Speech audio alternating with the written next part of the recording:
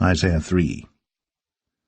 For behold, the Lord of hosts, doth take away from Jerusalem and from Judah the stay and the staff, the whole stay of bread and the whole stay of water, the mighty man, and the man of war, the judge, and the prophet, and the prudent, and the ancient, the captain of 50, and the honorable man, and the counselor, and the cunning artificer, and the eloquent orator. And I will give children to be their princes, and babes shall rule over them.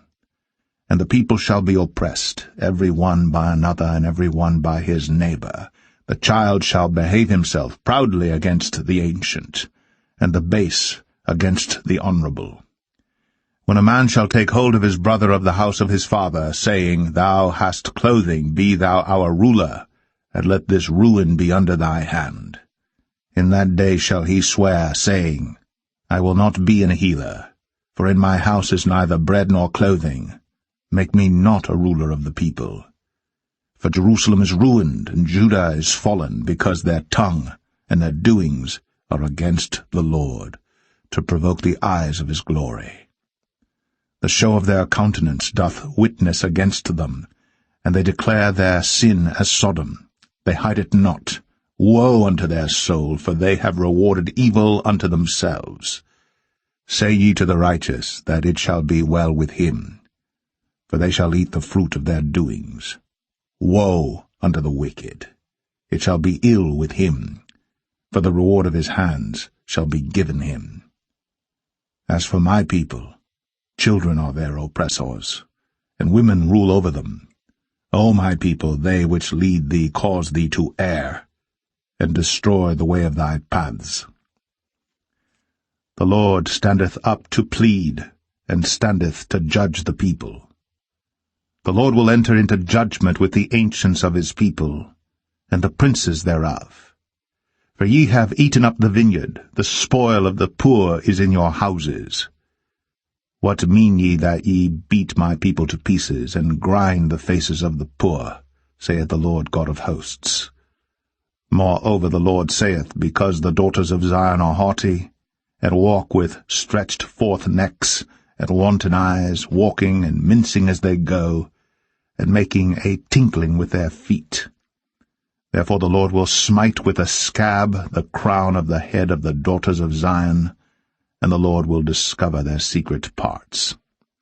In that day the Lord will take away the bravery of their tinkling ornaments about their feet, and their cowls, and their round tires like the moon, the chains, and the bracelets, and the mufflers, the bonnets, and the ornaments of the legs, and the headbands, and the tablets, and the earrings, the rings and nose jewels, the changeable suits of apparel, and the mantles, and the wimples, and the crisping pins, the glasses, and the fine linen, and the hoods, and the veils.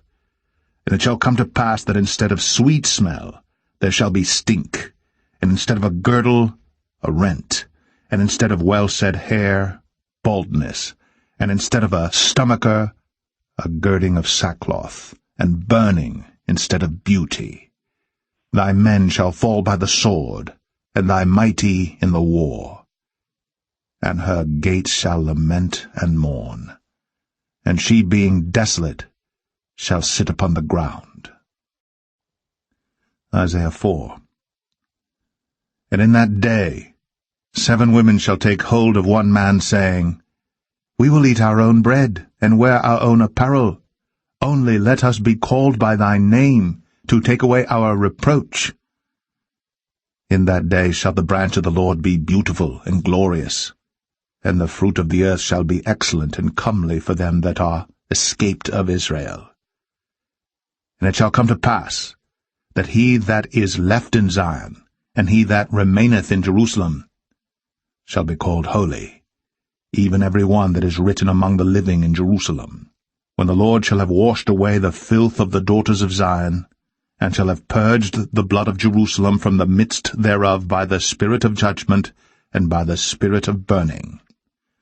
And the Lord will create upon every dwelling place of Mount Zion, and upon her assemblies, a cloud and smoke by day, and the shining of a flaming fire by night, for upon all the glory shall be a defense.